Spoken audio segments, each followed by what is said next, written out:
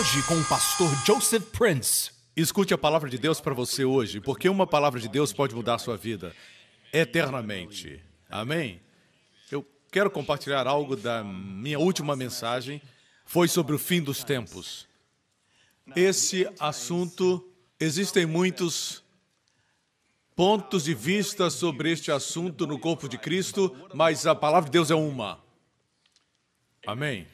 Será interessante um dia quando chegarmos no céu e descobrimos o que o Senhor quis dizer com as palavras que disse. Mas a Bíblia não é assim tão difícil de ser entendida. Ela não é difícil de ser entendida. Mesmo o Apocalipse não é difícil de ser entendido. Apocalipse tem uma bênção especial para aquele que lê. Não compreendemos porque não entendemos as simbologias, não entendemos as tipologias do Antigo Testamento. Amém? E fica ainda mais confuso quando não se entende a mensagem principal, que é o Evangelho de Jesus Cristo, o Evangelho da graça. Se entender o Evangelho da graça, se entenderá que os crentes não passarão pela grande tribulação. Os crentes não estarão aqui durante o tempo da angústia de Jacó, o tempo chamado grande tribulação. 7 anos da ira de Deus derramada sobre a terra. A Bíblia diz claramente, nós compartilhamos a última mensagem, quando preguei sobre o arrebatamento e o fim dos tempos. Se você entende Romanos 5, que diz assim, logo muito mais agora, tendo sido justificados pelo seu sangue, seremos por ele salvos da ira, através dele. Amém? Assim vemos que não vamos passar pela tribulação. Você entende isso? Logo após nossa mensagem sobre o arrebatamento ser colocada no YouTube, houve muita oposição, como também aconteceu quando preguei sobre a graça. Foi o mesmo tipo de reação, de forte oposição, como também aconteceu quando eu preguei sobre falar em línguas e sobre a ceia do Senhor. Em todos esses casos, o diabo se opôs fortemente porque esses assuntos fortalecem, edificam e apresentam a bem-aventurada esperança. O diabo não quer que você tenha esperança, ele quer que você esteja deprimido, que você continue olhando para o que acontece no mundo, ele quer que consuma essas más notícias do mundo e fique deprimido. Ele quer que você olhe ao redor e fique angustiado. Ele nunca quer que você olhe para cima e descanse. Nunca. A palavra homem no grego é antropos e é composta por 2 palavras. Certo, se analisarmos, são as palavras ficar de pé e olhar para cima. De toda a criação de Deus, o homem fica de pé e olha para cima.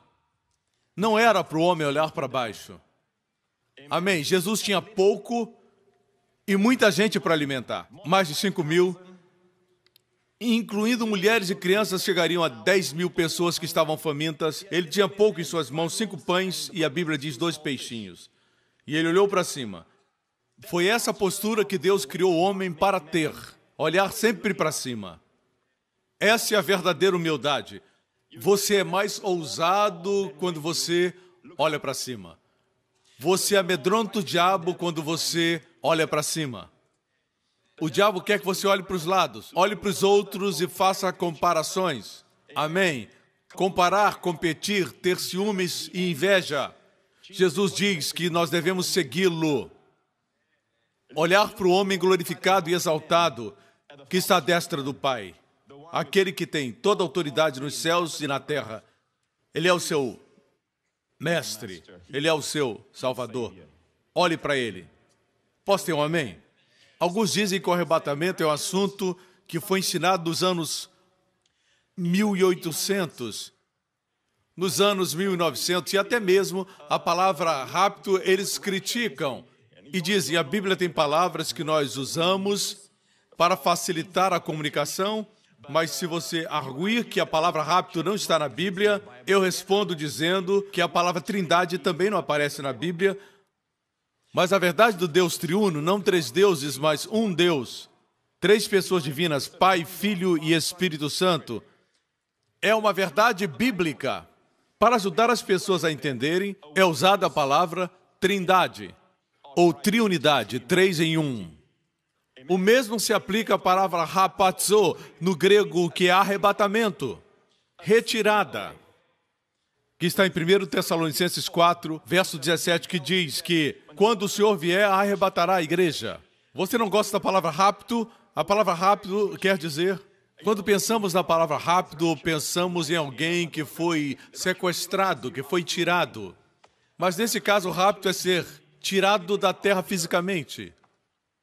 Eles dizem que foi uma palavra criada nos anos 1800, no século XIX, por algumas pessoas que profetizavam, e alguém profetizou naquela reunião e usou a palavra rapto. Mas eu quero mostrar para você que não é algo que surgiu primeiramente no século XIX. Igreja, é importante entender isso porque o diabo quer roubar você da bem-aventurada esperança. A postura bíblica para o verdadeiro cristão não é esperar pela morte para encontrar o Senhor. Mesmo na época de Paulo, era esperar o retorno de Jesus. 1 Tessalonicenses fala a respeito dos crentes, e essa epístola foi escrita aos Tessalonicenses, aos que moravam na cidade grega, chamada Tessalônica, porque eles mesmos anunciam de nós qual a entrada que tivemos para convosco e como dos ídolos vos convertestes a Deus para servir o Deus vivo e verdadeiro e esperar dos céus o seu Filho. Note que depois que você vai para Deus, o que você faz? A postura cristã é esperar pelo Filho e não esperar pelo anticristo. Podemos estudar essas coisas, mas não podemos esperar o anticristo. Os cristãos devem esperar dos céus o seu Filho. Também não devemos esperar a morte. Isso não é bíblico. Temos que esperar dos céus o seu Filho. Depois de encontrar o único Deus verdadeiro, você deve esperar dos céus o seu Filho, a quem ressuscitou dentre os mortos, a saber, Jesus, que nos livra da ira futura. Está muito claro. Não está claro? Assim, não devemos olhar para Israel e dizer, Jesus morreu lá. Não, amigo, ele não está mais morto. Nós servimos um Cristo ressurreto. Ele já entrou no Santo dos Santos como homem glorificado. Sim, ele é Deus totalmente, mas também é plenamente homem. Um de nós chegou lá. O homem chegou lá, no Santo dos Santos. Hebreus 9 fala a respeito disso. Ele nasceu como homem para conquistar como homem. Sim, antes ele era totalmente Deus. Agora ele é totalmente Deus e totalmente homem. E por isso ele nos representa. Ele é o cabeça da raça humana, assim como Adão foi. Quando Adão pecou, você estava lá? Não, mas você caiu com ele. Assim como seu avô, se ele tivesse morrido quando ele tinha 3 anos de idade, você não estaria aqui. Você não pode dizer que é injusto, isso é um fato. Alguns estão entendendo. Se o seu avô morresse quando ele tinha 3 anos, você não estaria aqui agora. A linhagem teria parado. Assim, gostemos ou não, nossas vidas estão ligadas aos nossos pais e aos nossos antepassados, até chegar a Adão. Mas Deus disse que porque Adão caiu, você tem cabelos brancos ou você não tem cabelos, por isso seu corpo envelhece, existem enfermidades e, por fim, existe a morte. É por isso que existem doenças, é por isso que você tem esse cansaço crônico. Essa não é a vontade de Deus para o homem, mas a Bíblia chama a morte nosso inimigo número 1 em 1 Coríntios 15. O último inimigo a ser aniquilado é a morte. Deus queria que o homem vivesse para sempre, vivesse forte, vivesse jovem, vivesse eternamente. Esse é o sonho de Deus para os homens, mas Adão caiu. Adão cometeu traição. Por isso, toda a semente de Adão teve o sangue manchado pelo pecado. Uma criança não precisa ser ensinada a se rebelar. Uma criança não precisa ser ensinada a desobedecer. Vem naturalmente a desobediência, porque todos os homens nasceram sob o pecado. Uma coisa é ter pecado no seu sangue, outra é ter pecado imputado, ser culpado pelo pecado. Uma criança, apesar do que seus pais creem, quando ela morrer, ela vai para o céu. porque tem sangue no seu corpo, mas o pecado não é imputado a ela. Hoje somos crentes e a bênção que possuímos é essa: bendito o homem a quem Deus não imputa pecado. E esse não, no grego, é um negativo duplo, é um não muito forte. Assim, para o crente, é a mesma coisa. O pecado não é imputado a nós. Talvez você pense, mas pastor, se pregar assim vai produzir licenciosidade. Não, meu amigo, vai produzir santidade gloriosa. Verdadeira santidade, não essa falsa santidade que subjuga as mulheres, amém? Que põe todo o foco nas aparências, amém? Que é depressiva e triste, mas a verdadeira santidade é alegre e ao mesmo tempo centrada em Cristo. Qualquer ensino sobre santidade que não coloca o foco em Jesus, mas no esforço humano, é pseudo-santidade. É falsa. Produz orgulho e justiça própria. Me escutam, irmãos. Assim, quando você não entende isso, você comete o mesmo erro sobre o arrebatamento e final dos tempos. Assim como os judeus, eles liam o Antigo Testamento, mas não sabiam que existem dois segmentos para a vinda de Cristo. Eles falavam do Messias Bar David, Messias Bar Yosef, certo? Um Messias mais duas vindas, eles não entendiam isso. O Messias Ben Davi, esse era o governo do poder, ele viria como um rei, viria para reger, para resgatar Israel e faria de Israel um lugar proeminente. Traria paz para a terra. Eles liam isso. Mas em outra parte do Antigo Testamento, eles liam sobre o Messias sofredor. Isaías 53, o Messias que levaria nossas enfermidades e seria ferido pelas nossas transgressões. Não entendiam que esse era o Messias Ben José, o filho de José. Eles não entendiam e às vezes pensavam, existem dois Messias. Mas era um somente em duas vindas. Na primeira vinda, ele veio para morrer por nossos pecados. Quando ele voltar, ele virá para julgar o mundo. Amém? Existem cristãos que também estão misturando os dois, como os judeus fizeram no Antigo Testamento. É por isso que quando ele veio, até seus discípulos estavam confusos. Eles pensaram que ele viria estabelecer o seu reino. Mas não, o reino só pode ser estabelecido no fundamento da justiça. Por isso ele morreu, por nossos pecados. O reino deve começar dentro de nós. Amém? E foi isso que ele veio fazer. Eles ficaram desapontados. Mesmo depois que ele ressuscitou dos mortos, eles perguntaram, Senhor, é agora a hora de restaurar o teu reino? Ele disse, não compete a vocês conhecer os tempos e as estações antes de subir. E era o Cristo ressuscitado falando com os seus discípulos. Ainda temos a mesma confusão hoje. O que é o arrebatamento? O que é a segunda vinda? Existem dois aspectos quanto à segunda vinda. Anote aí. O primeiro aspecto é que ele estará vindo para os seus santos. Depois de fazer isso, o Senhor Jesus virá com os seus santos. Uma vez mais, o arrebatamento é Jesus vindo para os seus santos, não para julgar seus santos. Todo julgamento foi feito na cruz. Ele estará vindo para os seus santos. Virá em amor, ele disse isso. Em Mateus 24 e 25, você não encontra o arrebatamento. O arrebatamento era um mistério, assim como a igreja era um mistério que foi revelado especialmente ao apóstolo Paulo, e o povo judeu nunca entendeu que existiria uma igreja, os chamados. Quando pensar em igreja, não pense num prédio. Pense nas pessoas que foram chamadas, de muitas nações. Como eu disse antes, esse é o organismo mais poderoso em todo o universo. Mais bem-sucedido do que o Facebook, mais bem-sucedido do que a maior companhia do mundo. Você sabe qual é? Não importa, maior do que qualquer uma. A igreja é maior. Ela inclui o universo inteiro. Tem muitos membros e é chamado Corpo de Cristo. E é o sonho do Pai. Mas a igreja estava escondida em mistérios no Antigo Testamento, escondida em tipos. Era um mistério no Antigo Testamento. O arrebatamento também é um mistério. Paulo disse, eis que vos revela um mistério. E a palavra mistério, no Novo Testamento, não é algo escondido. É algo que estava escondido no Antigo Testamento, mas foi revelado. Você me acompanha?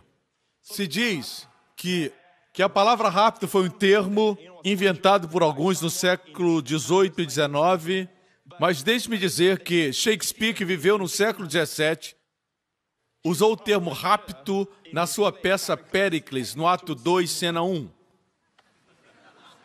Não se referindo a algo bom, mas se referindo à transferência de um lugar para outro. Ele falava do rapto do mar, não dos céus, mas do mar. Ele usou essa terminologia porque era muito utilizada naqueles dias, referindo-se à remoção. Pode também significar algo muito bom, algo arrebatador, mas não se referia a isso, se referia a mover de uma cena para outra.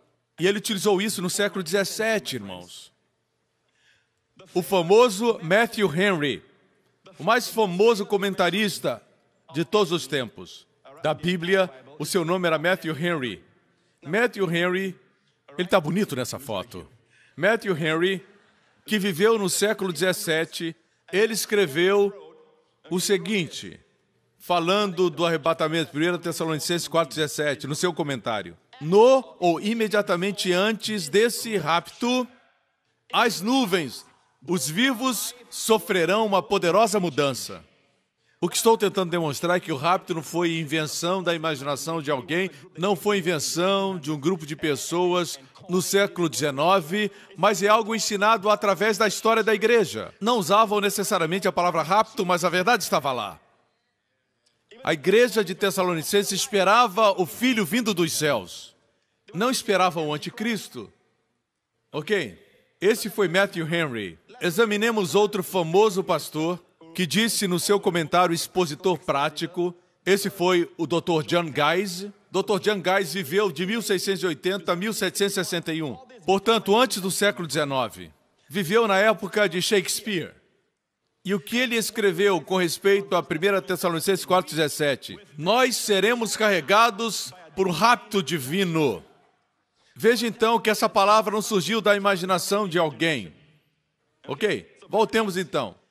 Os tessalonicenses receberam a mensagem de Paulo quando Paulo pregava na cidade grega de Tessalônica. E muitos ali se tornaram cristãos. Vamos viajar no tempo. Vamos imaginar que podemos voltar, porque quero responder perguntas muito interessantes sobre este assunto. Não vamos falar mais do arrebatamento, porque você leu, está tudo muito claro. E você sabe, Jesus disse, na casa do meu pai há muitas moradas, e vou preparar-vos lugar. E se eu for e preparar lugar, voltarei e vos tomarei para mim mesmo. Aí está o arrebatamento. No cenáculo você encontra verdades da igreja, em forma de semente. Em Mateus 24 e Lucas 21 estava falando com judeus sobre o fim dos tempos. Não vemos a igreja nesses textos. Existirão terremotos em vários lugares, nações, grupos étnicos se levantarão contra grupos étnicos, fome haverá. Está falando para os discípulos judeus naquela época. Note o pano de fundo, de onde ele fala, do Monte das Oliveiras. Ele está falando para os judeus que crerão nele durante a tribulação. Ele diz para eles vigiarem e orarem. Não se refere a nós, devemos sempre estar vigiando e orando em todas as áreas da nossa vida, amém? Orar e vigiar por seus filhos, orar e vigiar, amém? Não peça que outra pessoa vigie e ore por seus filhos. Deus tem o poder para influenciá-los.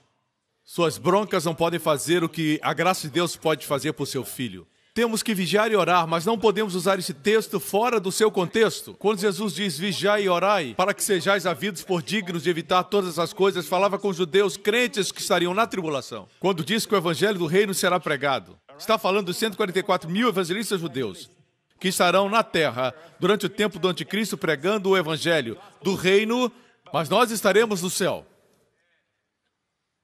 Vocês me escutam? Me acompanham até aqui? Vamos imaginar, ok, que estamos agora na cidade de Tessalônica, na Grécia. Somos tessalonicenses e recebemos Cristo como Salvador. Esperamos que o Filho venha dos céus. Esperamos por não sabermos quando será o arrebatamento, certo? E alguns dos irmãos e irmãs que amamos tanto morrem. Eles não tinham ouvido sobre o arrebatamento. E eles estão preocupados porque eles não conseguiram esperar Jesus. Será que entrariam no reino? Essa era a preocupação que eles tinham. Mas um dia chegou um mensageiro, um missionário que veio para os crentes de Tessalônica e disseram, ei, a última do apóstolo Paulo. Eu tenho uma carta dele. Naquela época não tinha mensagem de texto. Temos que dizer isso porque nessa geração os jovens devem estar dizendo: é mesmo? Era assim? Escreviam cartas? Temos que explicar para eles. E um dos anciãos se levantou e disse: reúnam todos os irmãos em Tessalônica. Nós temos uma carta do apóstolo Paulo, nosso irmão. Paulo tinha escutado a respeito da preocupação que eles tinham com aqueles que haviam morrido. E digamos que entre os tessalonicenses tem um homem que é um jovem, vamos chamá-los de Demétrios. É um nome bonito, comum entre os gregos. E esse rapaz, Demétrio, estava esperando ouvir alguma coisa de Paulo. Ele foi salvo na primeira visita de Paulo. E Paulo ensinou a ele para esperar o filho que viria do céu. E durante esse tempo, enquanto esperava, o jovem Demétrio foi tentado muitas vezes, algumas vezes resistiu, outras vezes cedeu à tentação. E ele não estava seguro quanto à sua salvação e se Deus estava com ele. Ele era um daqueles cristãos que vivem tropeçando. Uma das coisas que quero dar uma resposta nesse sermão é: a resposta principal não é para aqueles que negam a vinda, eles são uma minoria, mas quero falar para a maioria dos crentes que creem no arrebatamento e creem que nem todos os crentes vão subir. Somente os fiéis. Somente os fiéis, os que vigiam e os que estão vencendo. Isso rouba do crente a sua esperança. Esse ensinamento é popular. É a teoria do arrebatamento parcial. Vejamos o que diz a Bíblia. Eu não quero que o pastor Joseph Prince explique mais a Bíblia. E você pode julgar. Todos os crentes vão subir ou não? O jovem Demétrios conclui que após se converter, ele não tem sido um crente vencedor. Ele tem maus hábitos, tropeça aqui e acolá, às vezes acerta, às vezes ele erra. Às vezes aprende. Ele nem sempre acerta e ele nem sempre erra. Ele é esse tipo de crente. Agora ele está tenso porque chegou a última carta de Paulo e é inspirada. Se tornaria parte da Bíblia. E um ancião com voz firme pega a carta de Paulo. Naqueles dias era um rolo e ele começa a ler. Você lembra que eu disse no capítulo 1, vamos ler agora: esperar dos céus o seu Filho, a quem ressuscitou dentre os mortos, a saber, Jesus, que nos livra da ira futura. Então, ele continua lendo. E Paulo diz nessa carta: sabem qual é a minha coroa de gozo? São vocês, quando Cristo retornar. Isso está em 1 Tessalonicenses. Então ele fala assim, no capítulo 4, ok? E ele diz: não quero que sejais ignorantes, irmãos, acerca dos que já dormem, ou seja, aqueles que já morreram, para que não fiquem tristes como os que não têm esperança. Porque se cremos que Jesus morreu e ressuscitou, assim também aos que em Jesus dormem, Deus os tornará a trazer com ele. Próximo. Dizemos pela palavra do Senhor, Demétrios está com ouvidos atentos. Veja, não devemos nos entristecer com os irmãos que morreram. Paulo diz, não se entristeçam como os do mundo, que não têm esperança. Digo isto pela palavra do Senhor. Portanto, o que Paulo vai dizer é palavra do Senhor. Deus vai dizer algo e Paulo será somente o mensageiro. Que nós... Demétrio começa a tremer e o ancião dá uma pausa. E nós? Nós quem? Os que somos fiéis? Que somos vencedores? Que somos vigilantes? Quais são os cristãos que vão subir? Nós. Vamos, fale. Dizemos pela palavra de Deus que nós, os que ficarmos vivos. O único critério é ficarmos vivos. Assim, igreja. Eu creio que vai acontecer exatamente assim. Amém? Eles estavam ansiosos por ouvir: nós que somos fiéis? Não. Nós que somos vencedores? Não. Nós que somos vigilantes? Não. Nós que ficarmos vivos. Veja, se restringe aos crentes. Isso é para os crentes. E entre os crentes existem diferentes níveis de fidelidade, diferentes níveis de dedicação, diferentes níveis de consagração. Posso ter um amém? Os que ensinam o arrebatamento parcial.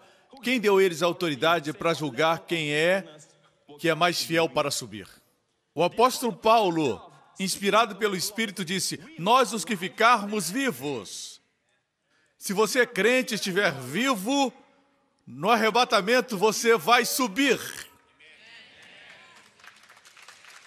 Contra a lei da gravidade que ele mesmo instituiu. Porque nós que ficarmos vivos para a vinda do Senhor, não precederemos os que dormem. Porque o mesmo Senhor, eu amo isso. Poderia ter dito, o Senhor descerá, mas ele disse, porque o mesmo Senhor. Isso é maravilhoso. Porque o mesmo Senhor descerá do céu com alarido. Será um alarido de alegria. Após 2000 anos, será um alarido de um capitão que convoca os seus homens, com voz de arcanjo, será provavelmente o arcanjo Miguel, e com a trombeta de Deus, a última trombeta, e os que morreram em Cristo ressuscitarão primeiro. Todos os que morreram desta ou daquela enfermidade, aqueles que morreram de velhice, lembrem-se disso, eles ressuscitarão e serão os primeiros a ressuscitar. Antes de nós que estivermos vivos, os que morreram em Cristo ressuscitarão primeiro, depois nós, os que ficarmos vivos, seremos o quê? Arrebatados. Os fiéis? Não, os que estiverem vivos. Ele está confirmando o que falamos. Nós que estivermos vivos, seremos arrebatados. Juntamente com eles nas nuvens, a encontrar o Senhor nos ares. Lembre-se que esta é a volta do Senhor para os santos.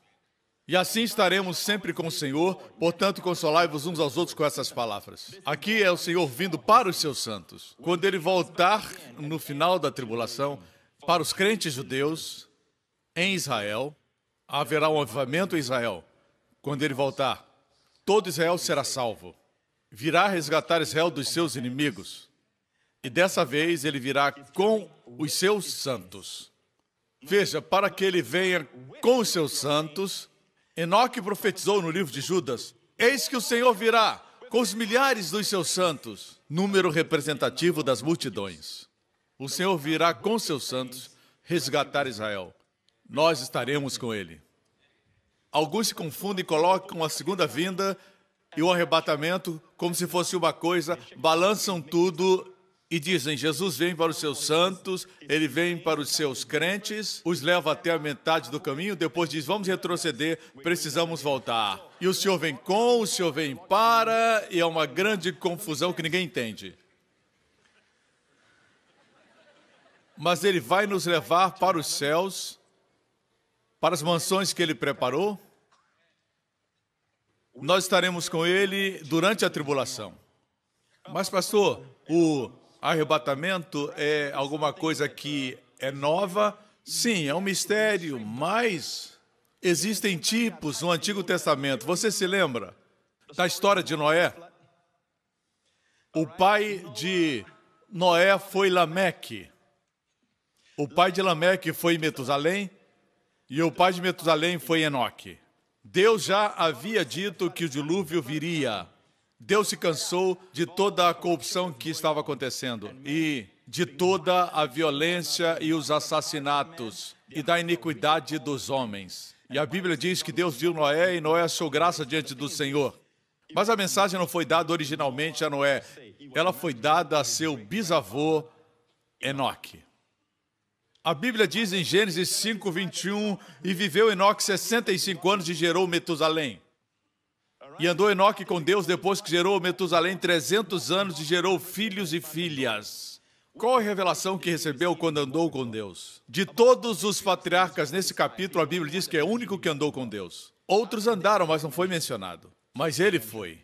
Na galeria dos heróis de Hebreus 11, diz que Enoque andou com Deus antes de ser transladado. Enoque não viu a morte. Versículo 24 diz, e andou Enoque com Deus e não apareceu mais, porquanto Deus o tomou para si. Não apareceu mais quer dizer que ele desapareceu, ele não morreu. Deus o levou. Aqui está a primeira vinda. Antes do dilúvio. Noé, o seu bisneto, Enoque gerou Matusalém, Matusalém gerou Lameque, Lameque gerou Noé. Ok? bem antes do dilúvio, antes do julgamento, Deus levou Enoque. Noé, por outro lado, passou pelo julgamento, protegido dentro da arca. Existirão santos na terra durante a tribulação? Sim. Mas, pastor, por que não subiram? Porque se tornaram santos durante a tribulação. Leram o meu livro. É claro, não só o meu. O desaparecimento de muitos vai fazê-los ver. Na verdade, por causa disso, a anarquia vai tomar conta. Tudo isso porque a igreja desaparecerá. Quando olhamos para os eventos que acontecem no mundo hoje, o que você diz? Bem, o fato é esse. Vemos os sinais acontecendo. O foco está no Oriente Médio. Deus disse que seria assim. Jesus também disse que o foco estaria no Oriente Médio. Isso me lembra de uma história antiga e verdadeira que aconteceu na Inglaterra. Havia um homem rico que tinha muitas propriedades, mas era gentil, e ele comprou uma grande propriedade com muitos acres para construir novas habitações, mas no meio daquela propriedade existia um pequenino e dilapidado barraco. E uma velhinha morava lá, morava sozinha. E quando os mensageiros disseram para ela que o tempo dela ali estava terminando, a terra tinha sido vendida, de qualquer forma a casa dela era muito ruim e deveria ser demolida logo, mas foi dito a ela que construiria uma nova casa para ela. E como é comum com os velhos, ela estava acostumada lá. E o dono daquela propriedade ouviu isso. E ele pessoalmente foi conversar com ela. E ele disse para aquela senhora: eu prometo que lhe darei uma linda casa, onde eu me assegurarei que a senhora terá eletricidade, terá água encanada, eles não tinham isso naquela época, e você não vai ter que fazer nada, eu vou construir a casa para a senhora, em um lugar onde a senhora vai ter ajuda quando precisar. Aqui a senhora está muito distante, a senhora não vai ter que se preocupar com nada. E ele disse para ela: quando a sua casa estiver pronta, eu vou vir pessoalmente levar a senhora. Bem, passaram-se 6 meses, e quando a data chegou, ela viu os tratores se aproximando da sua casinha. Não haviam começado, mas estavam fazendo os preparativos para demolir a casa. E um dos trabalhadores se aproximou e, muito atencioso, falou com ela: a senhora talvez esteja preocupada com barulho, mas nós não vamos demolir a casa ainda. Ela disse: não, eu não tenho medo, porque o dono me disse que quando estiver pronta a minha casa, ele vai vir me buscar. Por isso mesmo, vendo tudo isso, eu não tenho medo, porque ele está vindo. E como prometido, o homem veio, quando a casa estava pronta, e a levou para a sua nova casa, que era bem melhor do que aquele casebre onde ela morava. Como ela, irmãos, estamos vendo os tratores se preparando. Vemos somente os preparativos que ocorrem no Oriente Médio. Ele está voltando. Não precisamos ter medo. Ele vem nos buscar. Isso é maravilhoso. Existem pessoas que pensam que, quando pregamos sobre o arrebatamento e a volta de Jesus, as pessoas se tornam preguiçosas ou displicentes. Mas não é isso que a Bíblia diz. Vejamos 1 João capítulo 3, verso 2. Amados, agora somos filhos de Deus, ainda não é manifestado o que havemos de ser, mas sabemos que quando Ele se manifestar, em toda a sua glória e majestade, seremos semelhantes a Ele, porque assim como Ele é, o veremos. Agora mesmo estamos sendo transformados. Quando alguém prega a palavra da sua glória, somos transformados. Quando lemos a Bíblia e vemos sua glória, somos transformados. Quanto mais quando vermos face a face. Se você acha que agora você tem um toque do céu, você vai ser completamente celestial. Amém? Assim como é, o veremos. E qualquer que nele tenha essa esperança, que o diabo está tentando destruir. E qualquer que nele tenha essa esperança, purifica-se a si mesmo, como também ele é puro. É por isso que o diabo quer tirar a bendita esperança da igreja. É a esperança que purifica a igreja. Quanto mais pensa no céu, como seu lar, Sim, você cumpre as suas funções aqui na terra, sem apego, como os valentes de Gideão, bebendo a água e olhando para cima.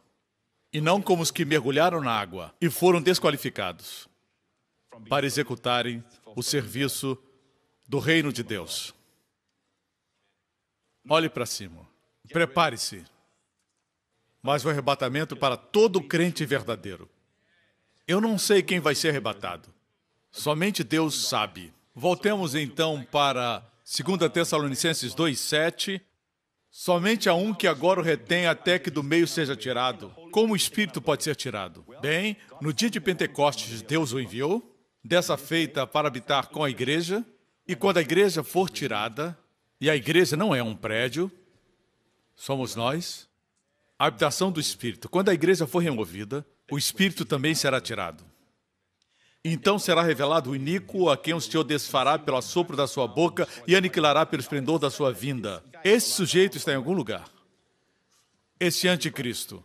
Ele é o pior. É pior que Mussolini, pior do que Hitler, pior do que qualquer outro tirano ou terrorista através da história. Veja que ele não será revelado até que nós saiamos. Isso demonstra que nós temos poder contra ele. Por isso ele não se revela até que a igreja seja arrebatada. Muitos não gostam de ouvir sobre arrebatamento porque estão muito apegados aqui à terra. Tem muito ouro, muitas propriedades. Não querem falar do arrebatamento. Eu não entendo isso. Por essa razão, o arrebatamento nos purifica. Quando mais pensamos no arrebatamento, é claro que você pode investir, pode possuir coisas, mas tem que entender que isso tudo é temporal. Vivemos aqui para a sua glória. Investimos no ouro, mas usamos o ouro, na verdade, para quê? O ouro no céu será usado como asfalto. Você não ficou feliz, não importa. Eu não estou aqui para fazer você feliz. Estou aqui para ajudar você, para alimentar você, para abençoar você. Amém? Se você notar algo sobre Jesus, é que ele nunca se esforçava para ser gentil ou gracioso. Mas também não tinha problemas em ser rigoroso. Ele seguia o movimento do Espírito Santo. Ele ajudava, se fosse necessário corrigia, mas queria sempre amar você. Hoje nos esforçamos para agradar as pessoas, ao invés de amá-las. Voltemos à mensagem. Eu estou amando vocês. Entendendo isso, ocupem-se com as coisas daqui, vocês que são homens de negócio. Mas entendendo a sua vinda, façamos tudo na perspectiva correta. Olhando para cima, não fazendo da terra o seu destino. Você não se alegra com o arrebatamento? Seus filhos nunca mais vão ficar doentes ou ir para o hospital. Nunca contrairão uma enfermidade terminal. Com 25, 30 ou 60 anos, seja o que for, eles nunca passarão por aquilo que as pessoas nesse mundo passam. Você que já tem uma certa idade, você sabe o que acontece no mundo. Amém? Cremos que Deus cura, temos visto curas, mas continuamos aguardando pela redenção do nosso corpo. Não é verdade? Amém, igreja? Você não se alegra com o arrebatamento? Você terá um corpo, seus filhos terão um corpo que nunca ficará enfermo, nunca ficará doente, nunca terá dores, nunca terá qualquer coisa que faça doer, para todo sempre. Você nunca vai envelhecer. Você jamais morrerá. É algo que tem que nos fazer felizes porque é a redenção do nosso corpo. Mas existe algo mais, algo que eu não entendo. A maior parte dos evangélicos, ou melhor, todos os evangélicos concordam, de diferentes denominações concordam que não somos salvos pelas nossas obras. Não somos salvos pelos nossos méritos, somos salvos pela graça. Não pelo que fizemos, não por nossa fidelidade, mas pelas obras de Jesus, pelo que ele fez. Você concorda? Sim. A obra de Jesus na cruz alcançou o seu corpo? Eles dizem sim. O arrebatamento é a redenção do seu corpo. Agora você diz, as nossas almas são salvas pela graça, não por nossos méritos ou fidelidade, mas os nossos corpos, no arrebatamento, serão salvos baseados na graça e nos nossos méritos, baseados na graça e nossa fidelidade. Algo está errado. Isso é porque não entendem a graça. É por isso que escrevi O Poder de Crer Certo. Quando se crê errado, produz emoções tóxicas, medos e incertezas. O arrebatamento é ele vindo reivindicar o que ele já comprou. Não tenha ideia de que no arrebatamento Jesus vai dizer assim: esqueci de redimir seus corpos. Então disse: Paulo, diga para eles que eu vou voltar. Não, tudo está coberto na cruz. Mas por alguma razão, que eu podia especular, mas minha pregação não é especulação, Deus nos deixou com os nossos corpos caídos, mas com espíritos novos. Nós somos um espírito ressurreto em um corpo não ressuscitado. E Deus nos deixou aqui na terra para alcançar outros, para viver uma vida vitoriosa, uma vida que honra o seu nome. Nesse corpo antigo, existia um costume na época de Paulo, e ainda existe esse costume nos dias de hoje, de dar um depósito quando compra algo. Você compra algo e dá um valor como sinal. Esse sinal garante que você vai voltar para a redenção completa. Assim, o Senhor viaja, não sabemos quando voltará, ele volta e toma posse daquilo que redimiu. Agora ele deposita o pagamento total. O pagamento total foi realizado na cruz, mas a Bíblia diz que o Espírito Santo é o penhor, o sinal. Assim, Deus colocou o Espírito Santo como um sinal de que, quando ele voltar, todos nós seremos redimidos. O Espírito Santo é o sinal. Veja na sua Bíblia, Efésios capítulo 1. Ele é o penhor. Quando diz, não entristeçais o Espírito Santo, porque fostes selados para a redenção da possessão. O que é isso? O Espírito Santo é a garantia. O Espírito Santo em você é a garantia que a redenção está chegando e todo o seu corpo será redimido. Isso, irmãos, é simplesmente poderoso. Algum tempo atrás, eu pensava que existiam corpos nos céus esperando por nós, como os uniformes de Batman, pendurados em algum lugar, muitos uniformes de Batman. Dessa forma, nós pensamos que quando Jesus voltar, trará nossos corpos dos céus. Mas a Bíblia não diz isso, diz que nossos corpos foram feitos nos céus. Mas você sabe onde o seu novo corpo será glorificado? Exatamente onde está o corpo velho. É por essa razão que quando Jesus retornar, os que morreram em Cristo, e muitos deles hoje são cinzas, mas tudo foi feito por ele, sem ele nada do que foi feito se fez. João 1, Colossenses capítulo 1 diz, nele, em Cristo, que fez todas as coisas, tudo se sustenta. Pode-se queimar tudo até cinzas, mas os átomos não estão perdidos, porque ele fez os átomos, e nele todos os átomos ficam unidos. Diz a Bíblia, por isso, quando ele voltar, veremos que aquele que criou todas as coisas, todos os átomos, eles mantêm. E mesmo aqueles corpos que estiverem no mar há tantos anos ou forem transformados em cinzas, não importa a condição, certo? Os átomos não estarão perdidos. Com uma palavra, ele convocará os que morreram e já são cinzas, e eles terão um novo corpo. Cremos que aqueles que morreram em Cristo estão nos céus agora, felizes, pulando de alegria e andando nas ruas de ouro. O meu avô está lá e ele é novo, ele é hoje um adolescente. Se ele me visse, ele diria, você pensa que você é bonitinho? Você pensa que é bonitinho? Olhe para mim! Sim, o seu avô, a sua vovó. O que vocês pensam, irmãos? Mas, pastor, o senhor não entende? Meu avô morreu e não tinha Jesus. Mas você é crente? Sim, pastor, eu sou. A Bíblia diz, crê no Senhor Jesus e será salvo tu e a tua casa. Isso não é automático, mas o que ele está dizendo é porque você é salvo, existe uma aliança e por isso Deus tem um espaço para entrar na sua família e salvá-los. E mesmo quando eles estiverem naquela situação, quando estão à beira da morte, em coma, Deus pode visitá-los e dizer, eu sou o Salvador, e eles serão salvos. O que invocar o nome do Senhor, meu avô no último momento disse Jesus, e ele foi salvo. O que invocar o nome do Senhor será salvo.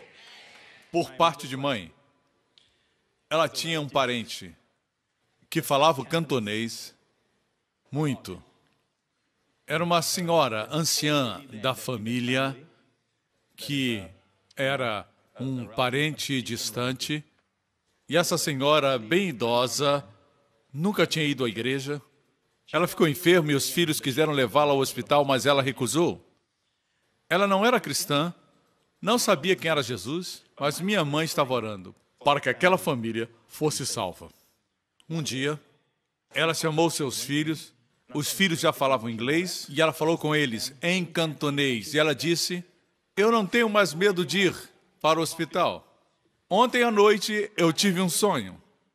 E ela disse, Jesus veio a mim. Ninguém falou com ela a respeito de Jesus, ninguém achava que ela era capaz de entender sobre Jesus, mas ela menciona Jesus e depois fala com eles, um ou dois já eram crentes, e ela fala da Bíblia, verdades do Antigo Testamento, que, a não ser que lesse a Bíblia ou frequentasse a igreja, ela não entenderia, e ela falava em cantonês para eles. E ela disse que Jesus apareceu e falou com ela em cantonês. E disse, eu sou Jesus, não tenha medo, eu cuido de você.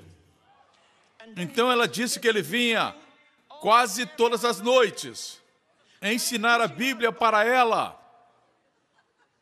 Quando ela faleceu bem idosa, ela não morreu daquela enfermidade. Quando faleceu, ela tinha um sorriso e disse que veria Jesus. Ela nunca foi à igreja. Por isso, no momento do coma, no momento de um acidente, você não sabe como Deus age. É claro que você só pode ser salvo aqui nessa terra, a Bíblia diz, e é clara. Você não pode ser mais generoso do que Deus. Assim pensam os universalistas, que são mais generosos que Deus. Isso é impossível. Quando você não é como Deus, você não é generoso. Você impede o que Deus quer fazer. Deixe-me dizer isso, que nesse momento de transição, entre a vida e a morte, nós não podemos julgar. Se nesse momento Jesus disser, eu sou Jesus, e a pessoa disser, eu creio, salva. Escute, o ladrão da cruz disse assim, lembra de mim, quando entrar no seu reino. Só uma frase. E Jesus disse, hoje estará comigo. É mais fácil ser salvo do que se perder.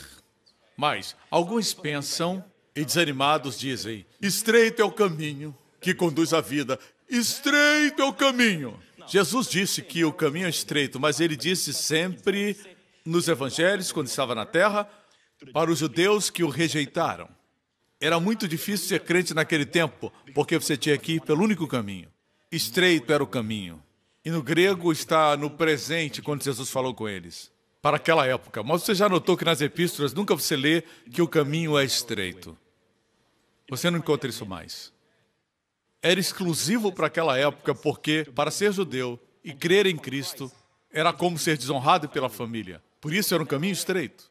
De certa forma, ainda é verdade hoje, mas essa expressão não é usada nas epístolas paulinas, escritas para a igreja, pelo Espírito e pelo Cristo ressurreto. E a propósito, não podemos comparar como fazem alguns tolos.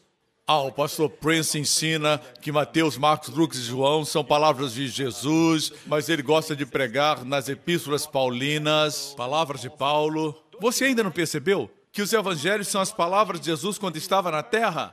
E no final da sua vida, no cenáculo, ele disse, tem muitas coisas que eu quero dizer para vocês.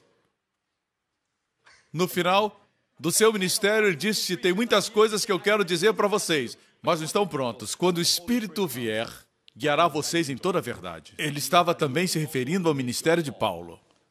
E esses críticos dizem, ele prega muito em Colossenses, Romanos, nas epístolas de Paulo, mas as epístolas paulinas não são palavras de Paulo. Ele disse, eu falo a vocês pela palavra do Senhor. Suas palavras são as palavras do Cristo ressurreto. Os evangelhos são as palavras de Jesus quando estava aqui na terra, que falava no contexto da lei, falava no contexto do povo do seu tempo, mas no final da sua vida ele disse que tinha muitas palavras ainda para nos dizer. E ele falou pelo Espírito para Paulo. As cartas de Paulo não são palavras dele, mas palavras do Cristo ressurreto que está no trono. Entendeu? Não tente criar uma competição entre Paulo e Cristo. As palavras de Cristo estão em vermelho. O original não tem essas palavras em vermelho. Por favor, não seja tolo.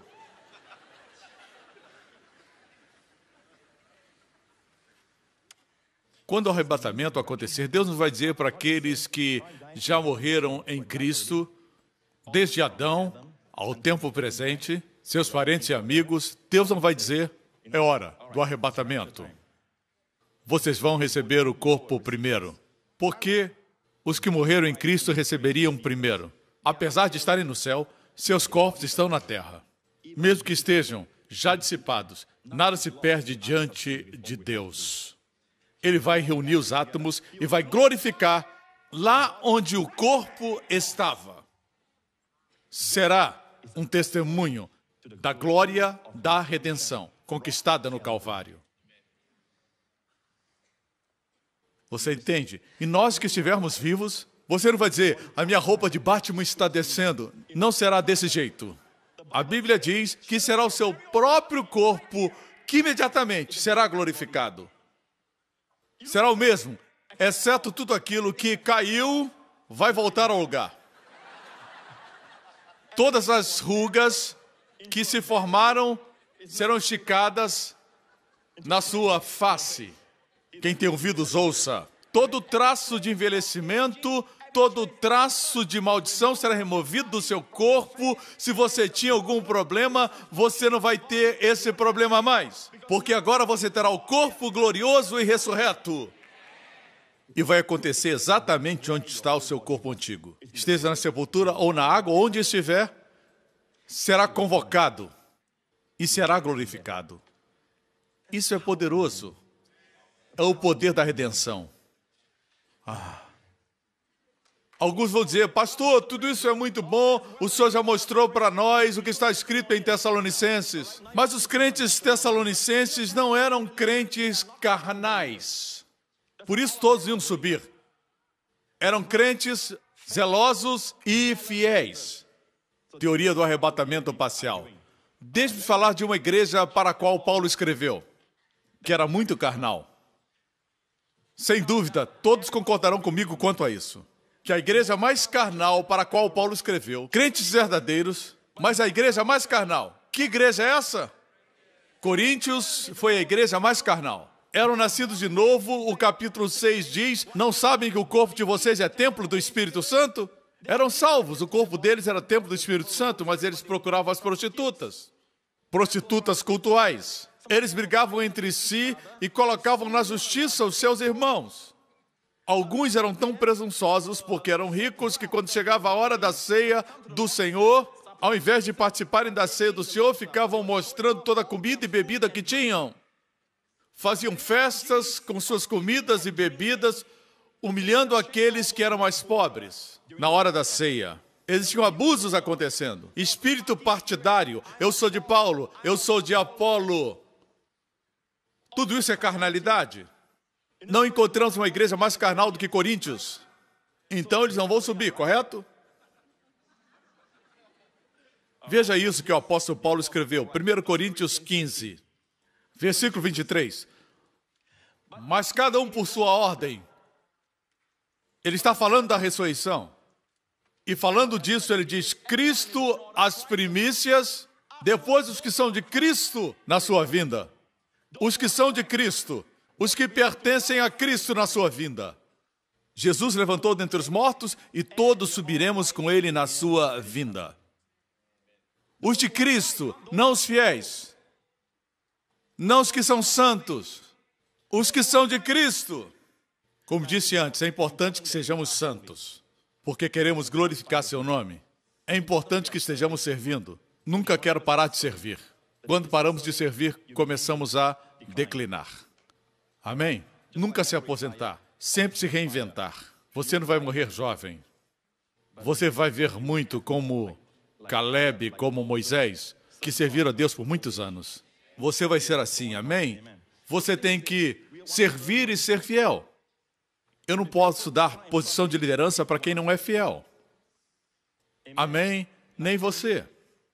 Esse não é o critério. Na verdade, quando temos essa bendita esperança, nos purificamos. A Bíblia diz que a bendita esperança purifica. Se não pregarmos isso, o povo fica mundano.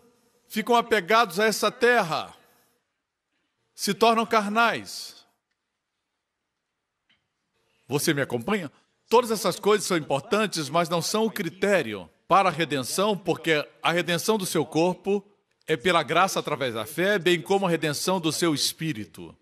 Não é metade, graça, metade, seus méritos. Metade, graça, metade, suas obras. Metade, graça, metade, sua fidelidade. Não, não, não. Tudo é graça. E a redenção do seu corpo é totalmente graça.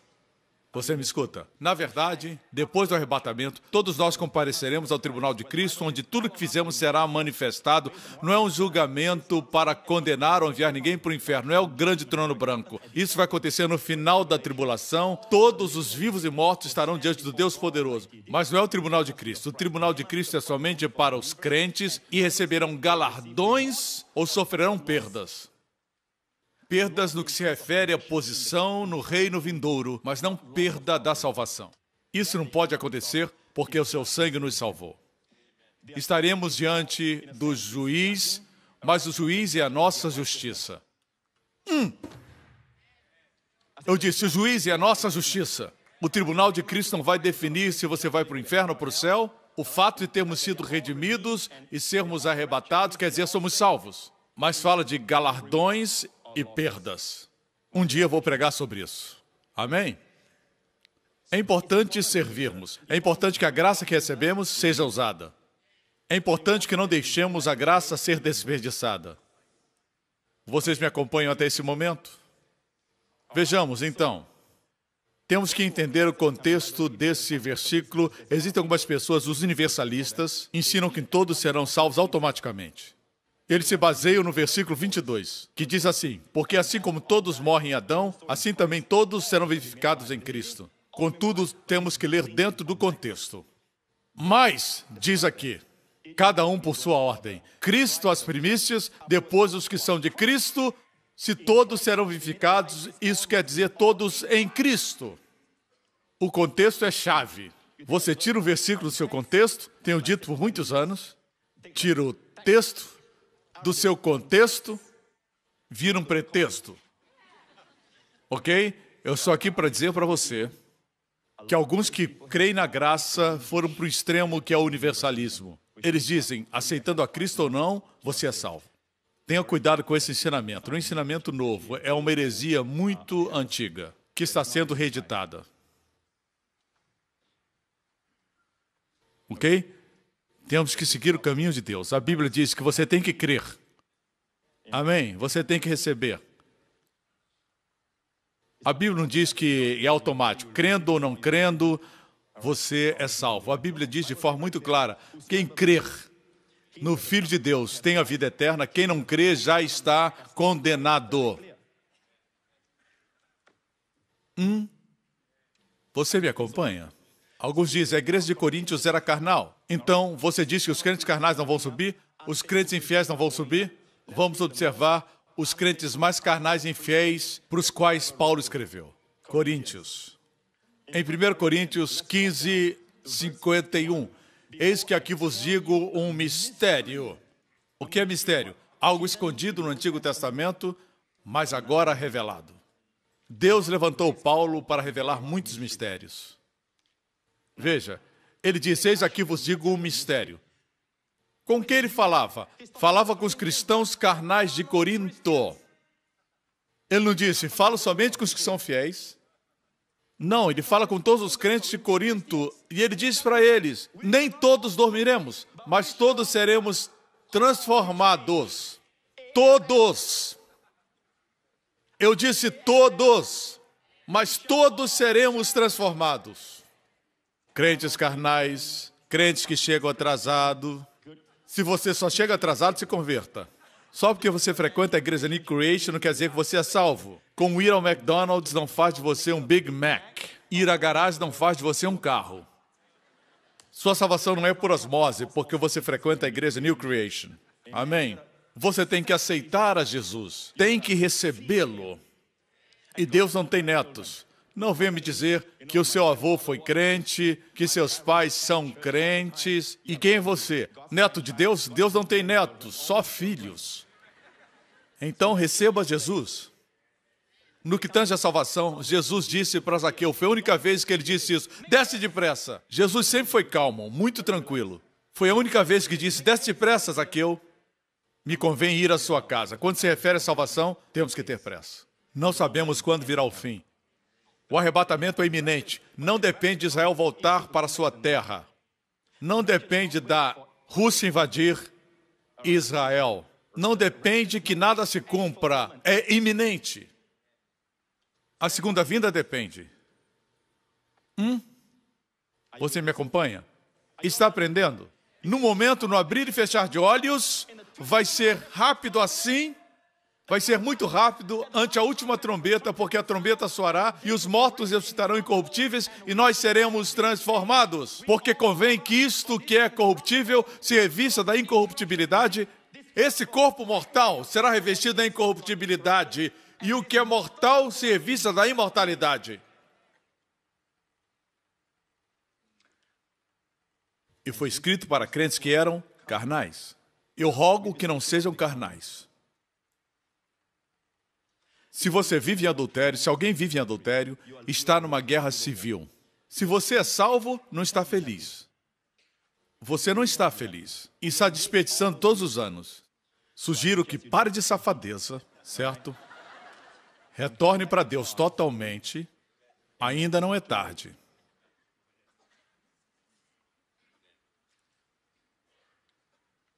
Os que pregam a teoria do arrebatamento parcial, eles dizem que nem todos subirão, muitos são sinceros, e eles querem que as pessoas tenham medo, mas o medo é o pior motivador.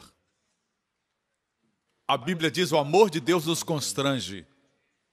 Amém? Nos anos 90, quando aconteceu a Guerra do Golfo, eu vi na CNN que as igrejas registraram a maior frequência de todos os tempos, em toda a América.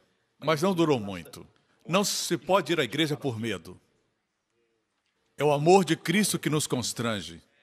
Posso ouvir um amém? Tendo dito isso, deixe safadeza. Se converta e volte para Jesus.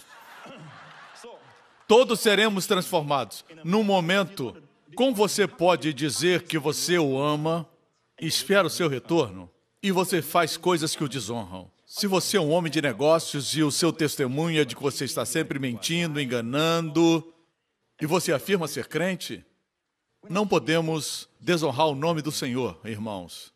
Devemos glorificar seu nome. Só temos essa vida para viver. Só o que fazemos para Cristo permanece. Não viva para você mesmo. É uma vida vazia. Você termina com nada. Salomão descobriu isso, que ele podia ter tudo.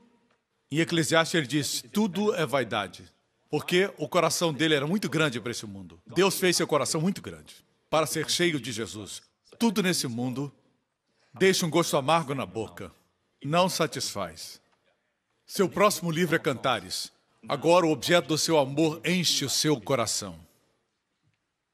Como diz o poema francês, o constrangimento das riquezas. O que você vê em Cantares, sua beleza, sua glória, é um constrangimento de riqueza, as riquezas da graça. Ainda estou aprendendo sobre sua graça. Estão aprendendo, irmãos? A propósito, voltemos para Enoque. Enoque gerou quem? O seu filho Metusalém. Voltemos a Gênesis 5, Metusalém. Enoque viveu uma vida que agradou a Deus e Deus o arrebatou. O levou para si. Eu acho que ele sabia que ia ser transladado. Assim, Enoque representa os crentes que serão tirados antes do juízo. Noé representa os crentes que passarão pelo juízo. Estes serão aqueles que serão salvos após o arrebatamento. Amém? Mateus 24, 25 não foi escrito para a igreja, mas para os remanescentes judeus do futuro. Crentes. Crentes em Jesus. Por isso a linguagem é judaica. Orem para que não aconteça no sábado. Enoque gerou Matusalém e andou com Deus. Quantos anos Metusalém viveu? Todos os dias de Metusalém foram 969 anos. Foi o homem que mais viveu na terra. 969 anos. O sujeito que mais viveu. Até Adão morreu o mais jovem. Por quê?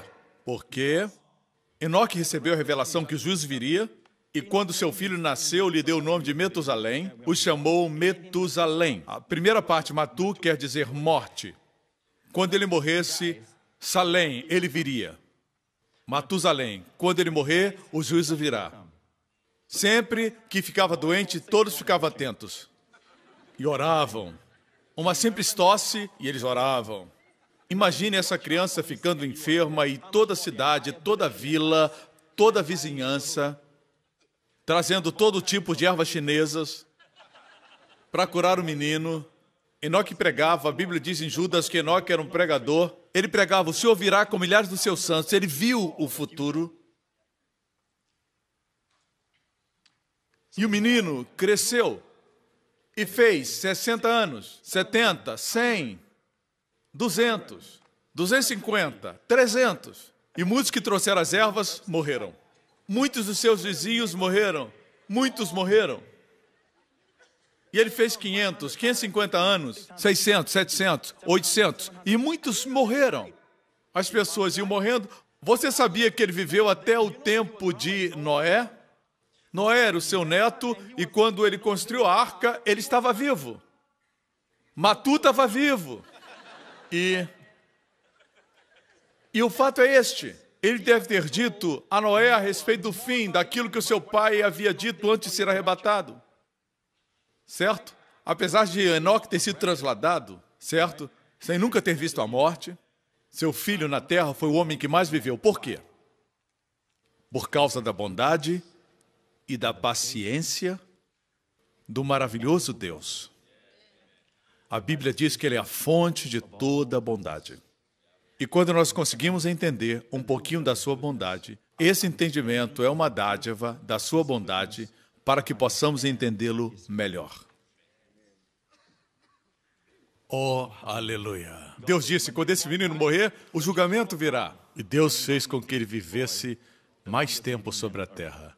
Pense nisso. Se calcular os números disponíveis, verá que ele morreu no ano que o dilúvio começou. E ele foi o homem que mais viveu. Bendito seja o nome do Senhor. Deus não quer que ninguém pereça. Pedro escreveu sobre os escarnecedores que surgiriam e diriam, onde está a promessa da sua vinda? Mas, amigos, não se deixem enganar. Pedro disse, o Senhor é paciente, não quer que ninguém se perca. Se Ele está estendendo o tempo, é porque quer que muitos sejam salvos. Certo? Muitos foram salvos ontem. E muitos serão salvos hoje. Amém? Ele não quer que ninguém se perca, mas vai chegar o tempo quando Deus vai dizer basta. E aí Jesus voltará. Ok? Pedro disse assim, Pedro, Tiago e João subiram o monte da transfiguração com Jesus. Vemos aqui ele escrevendo em 1 Pedro 2,17. Porque não vos fizemos saber a virtude e a vinda de nosso Senhor Jesus Cristo, seguindo fábulas artificialmente compostas, mas nós mesmos vimos a sua majestade. Ele está falando da vinda de nosso Senhor Jesus Cristo. E ele continua, porquanto ele recebeu de Deus Pai honra e glória, quando da magnífica glória ele foi dirigido a seguinte voz, este é o meu Filho amado, em quem me tenho comprazido. E ouvimos esta voz dirigida do céu, estando nós com ele no Monte Santo. Você lembra a história? E depois ele diz isso, e temos muito firme a palavra dos profetas, a qual bem fazeis estar atentos, como a uma luz que alumia em lugar escuro. Alguns dizem que profecia é difícil de entender. Não, não é uma escuridão, é uma luz que alumia em lugar escuro até que o dia amanheça e a estrela da alva apareça em vossos corações. Agora, veja isso. O evento que por ele foi descrito é o Monte da Transfiguração. O que aconteceu lá foi uma revelação da volta poderosa do Senhor Jesus Cristo. E diz ele, vimos a sua majestade. Ok?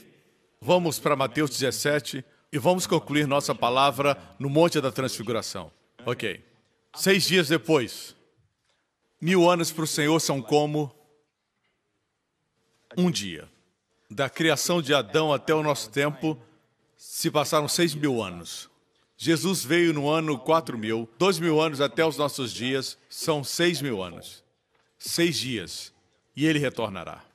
Nada é insignificante na Bíblia, nem mesmo números. 6 dias depois tomou Jesus consigo Pedro e a Tiago e a João, seu irmão, e os conduziu em particular ao alto monte e transfigurou-se diante deles. E o seu rosto resplandeceu como o sol, e as suas vestes se tornaram brancas como a luz. E eis que lhe apareceram Moisés e Elias falando com ele. Moisés e Elias, veja isso. Ele se transfigurou e o seu rosto brilhou.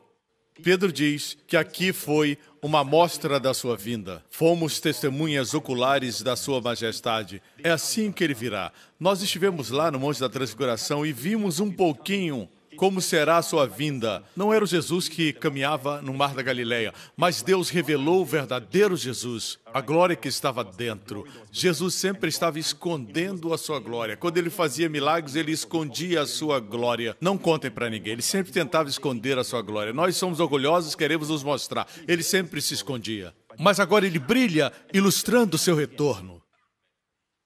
De acordo com Pedro, representava a sua vinda, o poder da sua vinda. Mas em que sentido? Então aparecem Moisés e Elias. E por que eles são mencionados? Eles estão na montanha com ele. Por que eles estão lá? Veja isso. Quando Jesus voltar para Israel, ele voltará com todos os santos que foram arrebatados. Moisés representa os santos que morreram e ressuscitarão dos mortos no arrebatamento. Elias nunca morreu. Elias foi arrebatado aos céus em um redemoinho. Temos um outro arrebatamento, não só o de Enoque, agora o de Elias. Ele virá com os santos, com aqueles que morreram e ressuscitaram, e os que nunca morreram, mas subirão, com um novo corpo. Você entendeu? A propósito, Bertrand Russell, que é ateu, escreveu o livro Por que Eu Não Sou Cristão.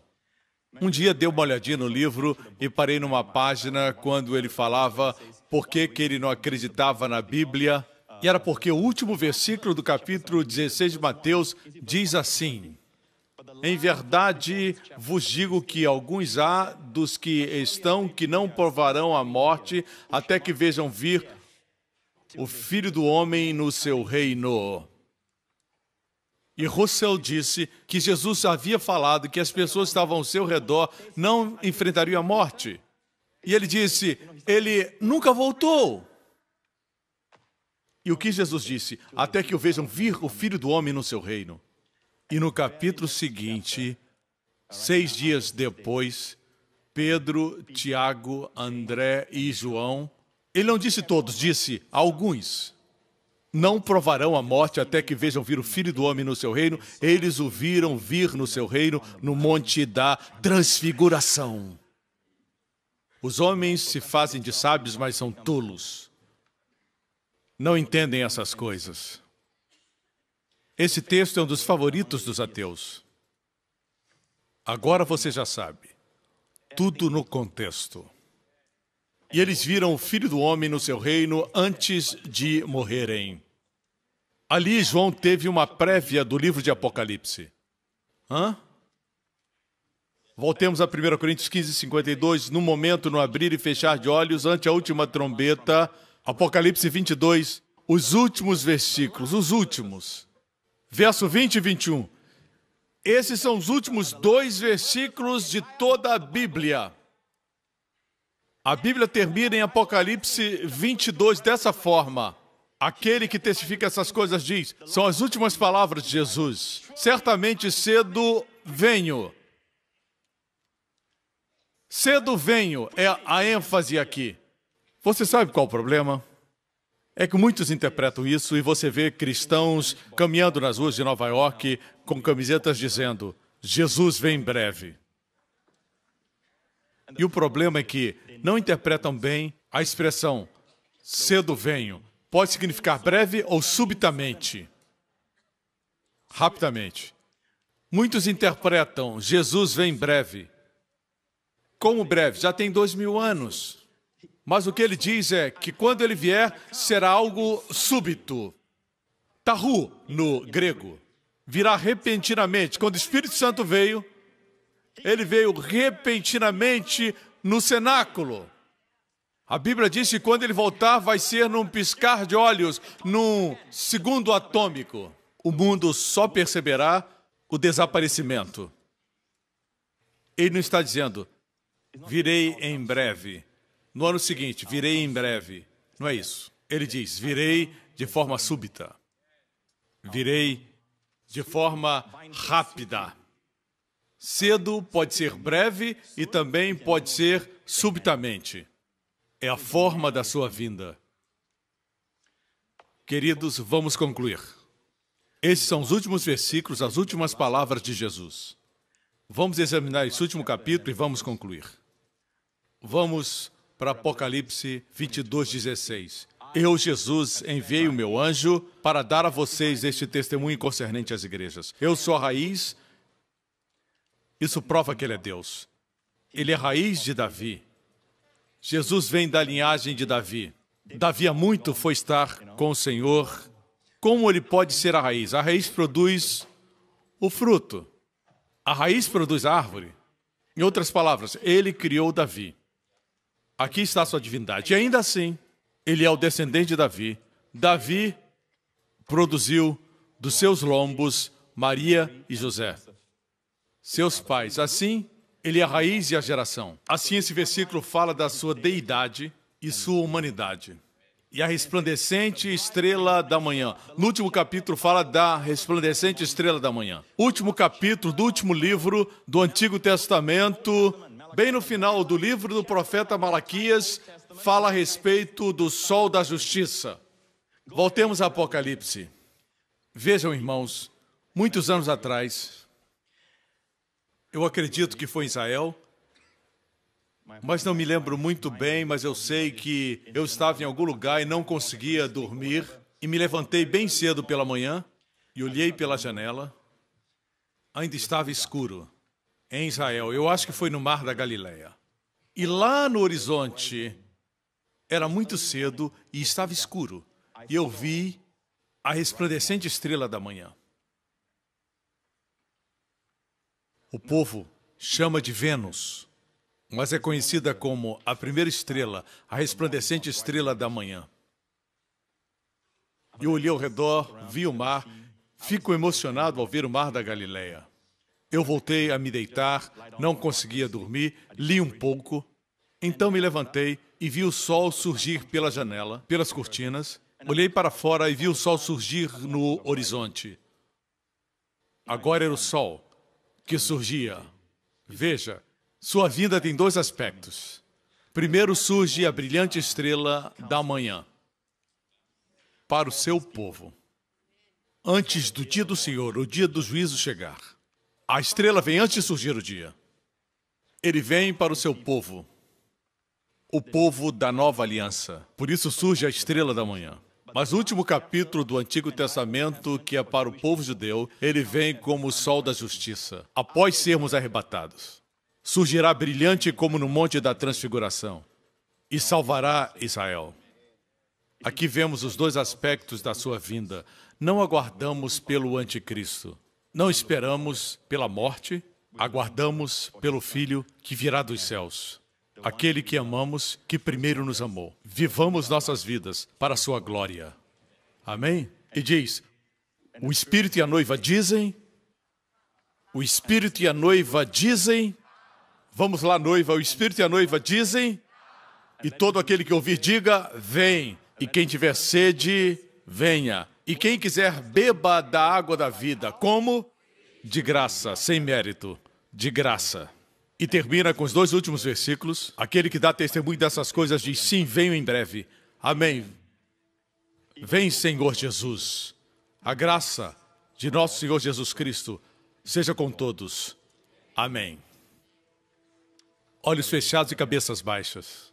Vou abençoar você com a bênção sacerdotal. Graças a Deus, eu não sou tolo. Pela graça de Deus. Quando abençoo, imagino Jesus com mãos estendidas abençoando. Na verdade, nós vemos em Atos 1, quando Jesus foi assunto aos céus, os discípulos olhavam, olhavam e olhavam. E dois anjos apareceram e os anjos disseram, varões galileus, por que estão olhando? Esse mesmo Jesus voltará da mesma maneira. Quer dizer, voltará corporalmente, voltará para abençoá-los. Jesus virá com mãos estendidas, abençoando o seu povo. Ele provavelmente dirá, venham! E dos quatro cantos da terra, os anjos serão enviados e o poder que estabeleceu a gravidade será revertido. Depois que ele redimir nossos corpos, teremos um corpo como o dele, que não estará mais sujeito a doenças enfermidades e morte. Para sempre. Se você nunca fez de Jesus o seu Salvador pessoal, esse é o momento de colocar sua confiança nele. A salvação não é a graça mais os seus méritos, mas é totalmente a graça de Deus. Você já recebeu essa graça? Se não, faça essa oração agora de todo o seu coração. Não fale como um papagaio, mas faça essa oração do profundo do seu coração. Diga: Pai Celestial, eu creio que Jesus Cristo é o Filho de Deus, que o Senhor enviou para morrer por mim como Salvador. E naquela cruz, Jesus Cristo levou todos os meus pecados, passado, presente e futuro, todos eles, e os tirou. Ele recebeu meu juízo. E no terceiro dia, o Senhor ressuscitou dentre os mortos. Jesus Cristo é meu Senhor e Salvador, agora e para sempre, em nome de Jesus. Amém, amém, amém. Amigo, se fez essa oração, você agora, filho de Deus, as coisas velhas passaram, tudo se fez novo. Se o arrebatamento acontecer hoje, ou mesmo amanhã, ou esta semana, você vai subir. Amém? Você é salvo agora. E lembrem disso, irmãos, olhem para mim. Minha Bíblia diz que João viu nos céus uma multidão inumerável.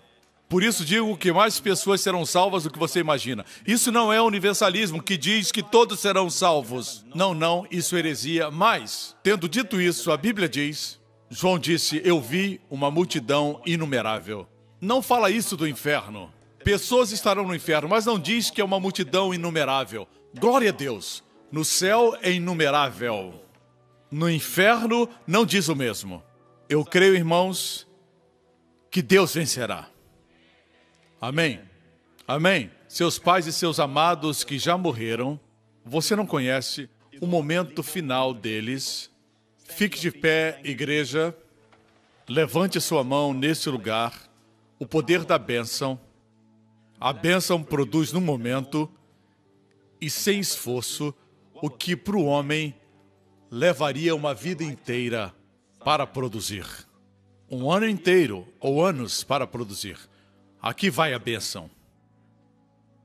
Povo de Deus e todos que assistem agora, veja Jesus Cristo, não Pastor Prince, com mãos estendidas, abençoando você. O Senhor abençoe você com as bênçãos de Abraão, que tudo que você tocar prospere, que o fruto do seu corpo, seus filhos prosperem, prosperem na saúde, prosperem nos seus estudos e em seus relacionamentos. Que o Senhor feche portas que não são boas, relacionamentos e amigos que não são bons para eles. Quando Deus fecha, ninguém abre. Quando Ele abre, ninguém pode fechar. Senhor, eu peço que o Senhor abra as portas das boas amizades, bons relacionamentos, para todos os filhos desses irmãos e todos que estão assistindo, Senhor, pela televisão. Eu oro por eles. Que o Senhor os guarde, os proteja e os preserve, em nome de Jesus, de todo o perigo, do vírus da ebola, de todo tipo de enfermidades, doenças e males. Que a sua vida seja cheia com o poder que ressuscitou Jesus dentre os mortos, permeando cada célula do seu corpo. Que a face do Senhor brilhe sobre você, seja favorável e que você receba de Deus toda a graça sobrenatural. O favor que abre portas para você, favor que fecha portas que não são boas. Favor por onde quer que vá.